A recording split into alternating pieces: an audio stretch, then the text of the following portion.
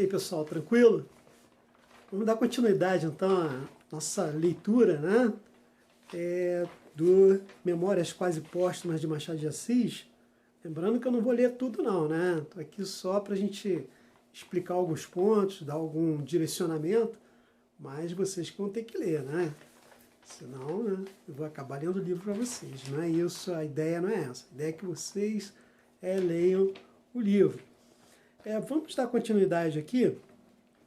Aí nós já falamos um pouquinho sobre o autor, né? Também por que ele está passando para nós esse texto, né? Porque escreveu direcionando aos jovens, né?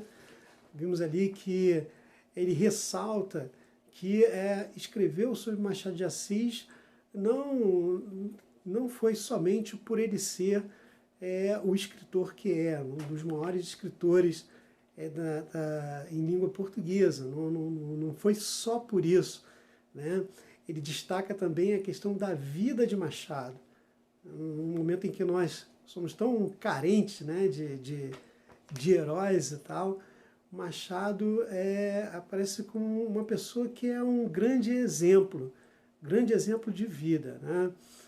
Então, um sujeito pobre, um sujeito negro, vivendo num período quando ainda havia a escravidão, né?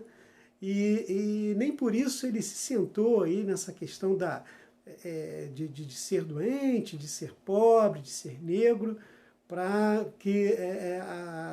não fazer nada, né? Para deixar a vida me levar. Negativo, né? Ele lutou, né? Ele com toda a sua genialidade e a sua força de vontade, ele conseguiu quebrar um ciclo, né? Ir adiante, fala em vencer na vida, né? Em um jargão que a gente usa, né? Ele venceu na vida. Mas é isso, né? Ele conseguiu superar todas as suas dificuldades. Então, Machado é um grande exemplo para o nosso jovem. Na verdade, é um grande exemplo. E outra coisa que eu queria destacar, né? Por que o Hermenegildo, né? Por quê? Por que Hermenegildo? Por quê? Hermenegildo é um jovem, né? É um jovem, então o nosso Álvaro Cardoso quer passar para a gente um exemplo de que é possível o jovem ter contato, travar contato, gostar da literatura, gostar dos clássicos da literatura. É possível, e isso só traz benefícios para esse jovem, né? Ele cresce culturalmente, ele cresce no seu vocabulário, ele cresce no seu poder de argumentação, ele cresce na sua visão sobre a humanidade. Então só há ganhos, só há ganhos. E ele, né, promove, ele que eu digo, Álvaro Cardoso, né? Ele promove esse contato do jovem com a literatura dos clássicos, né, com a leitura dos clássicos, e isso é muito interessante. Foi por isso também que eu escolhi esse texto, né, juntando só coisa boa, né, Machado e essa possibilidade de trazer para vocês com uma linguagem diferente os clássicos. Quem sabe aí com esse deguste, né, se vocês não passam a procurar mais pelos clássicos, né? Tomara que dê certo. Depois você me conta, tá? Então vamos lá. Ele escolhe Hermenegildo mesmo, porque Hermenegildo é bem próximo a ele, né? O Hermenegildo, é claro, um personagem criado por Álvaro Cardoso, né? Cria um personagem bem próximo, bem parecido, quase que um espelho de Machado, né? Também nasceu no morro, viveu sua infância no morro, mas que desde cedo tinha muita curiosidade, muito curioso pela cultura, muito curioso pela literatura. Então ele cria esse quase igual a Machado, né?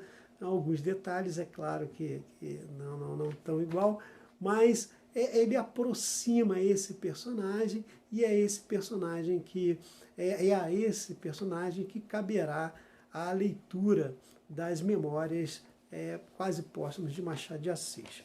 Bem, nós paramos ali, nós íamos começar o capítulo Saldo de Duas Vidas, que é um capítulo muito interessante, né? Onde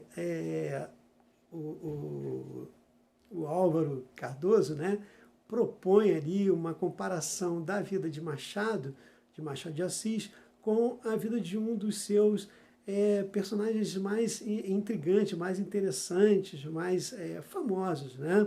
Que é ali o Brás Cubas. E nesse Saldo de Duas Vidas ele irá comparar algumas situações bem interessantes, né?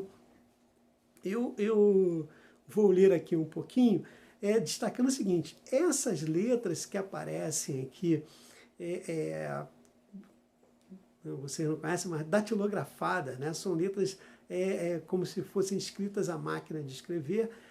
Esses textos que estão assim são textos originais, né? Então são textos que foram, esses sim, escritos por Machado de Assis, né?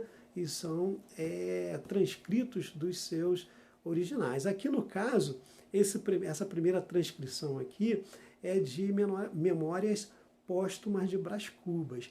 Vejam, a comparação já começa por aí, né? O livro que nós estamos aqui lendo, do Álvaro Cardoso, Memórias Quase Póstumas. Então, de uma pessoa, são as memórias de uma pessoa que está à beira da morte, não é isso? À beira, quase póstuma, à beira da morte. E Brás Cubas, um personagem de Machado de Assis, ele escreve suas memórias também. Então, o nome do livro é Memórias Póstumas de Brás Cubas. Quer dizer, Brás Cubas escreve após a morte. Após a morte. Então, começa aí uma comparação boa, coisa boa de se perguntar numa prova, né? Fazer essa comparação aí desses dois títulos. Bacana. Então, diz lá, terminando o tempo aqui, eu vou interromper, a gente retorna, tá legal? Eu estou contando que está todo mundo aí já com o livro, né? Memórias Quase Póstumas, Machado de Assis, na página 21. Né? Se não tá, pega, dá um pausezinho, vai lá e pega o texto, pega um caderno, pega um lápis para fazer algumas anotações, porque vocês sabem que é o livro, que é a leitura que será cobrada na nossa avaliação. Então não pode deixar de ler isso aqui, tá? Não pode deixar de ler de jeito nenhum, tem que estar bastante inteirado, né? Nessa leitura, tá bom? Então diz lá, né? Página 21. Algum tempo hesitei se devia abrir essas memórias. Esse é Memórias Póstumas de Brás Cubas, né? Algum tempo hesitei se devia abrir essas memórias pelo princípio ou pelo fim. Isto é, se poria em primeiro lugar o meu nascimento ou a minha morte. Vocês vão perceber aqui nesse início um pouquinho de como era Brás Cubas, né? De como era Brás Cubas. É um sujeito extremamente vaidoso. E nós vamos perceber que Machado vai discutir essas misérias humanas, né? A vaidade é uma delas. Então, por vários textos, Machado estará falando sobre a vaidade. E Brás Cubas é um personagem bastante vaidoso. Vocês vão ver que até nesse momento da escrita, após a morte, ele já morreu, mas nem assim ele deixa de se vangloriar por alguns feitos, né? Tem lá, suposto o uso vulgar, seja começar pelo nascimento, duas considerações me levaram a adotar diferente método. Então é vulgar, né? O normal começar um texto pelo nascimento. Ele vai começar ao contrário. Me levaram... a primeira é que eu não sou propriamente um autor defunto.